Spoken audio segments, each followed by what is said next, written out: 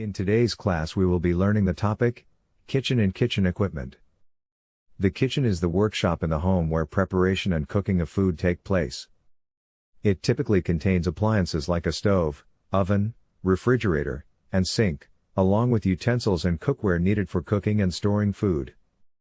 It is most important room in the house. Kitchen arrangements/plans. Kitchen arrangements refer to the way and manner kitchen equipment and appliances are arranged inside the kitchen. There are four main kitchen arrangements which many home economists call kitchen shapes, plans or layout. Kitchen equipment. Kitchen equipment are the materials used in the kitchen in carrying out food preparation effectively. There are now more efficient gadgets and products available in today's home.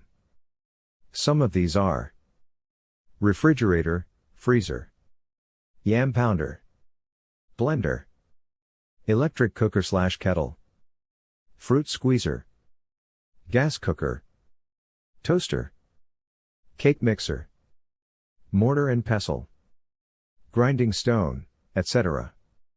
In homes, it's a central place for meal preparation and often a gathering spot for family and friends.